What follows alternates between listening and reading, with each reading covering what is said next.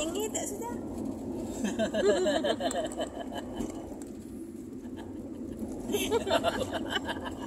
Lihat. Lama pun dia.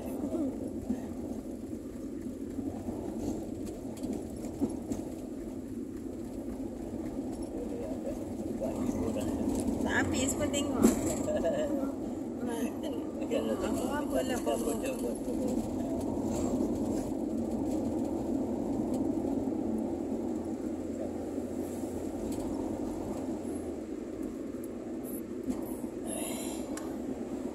Cantik pun warna dia. Warna dia warna dia.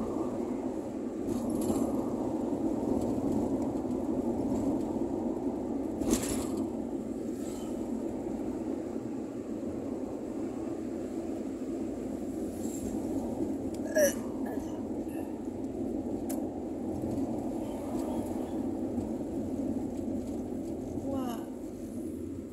Wah. Ya, nampak juga. Ikan. Asap pedas itu macam mana? Kalau aku nak.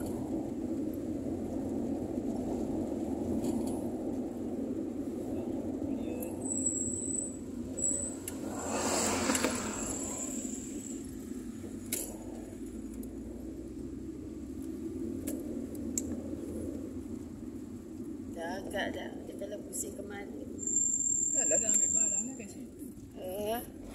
Ingat pergi sini. Dekat lah. Dua hari. Manjang kari. Tak cukup duit.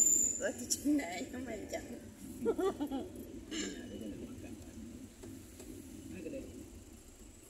Loku 5. Ni lah loku 5.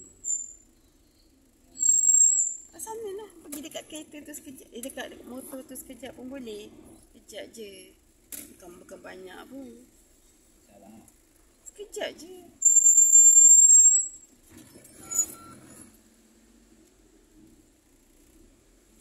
Sekejap je. RM1 pun tak apa.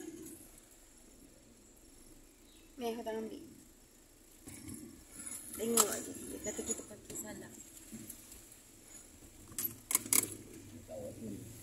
Dia tak tahu apa-apa. Abang ke orang ambil? Nah, bantu kat Mesir. Ha? Ni kan padam dia pun juga jangan buka.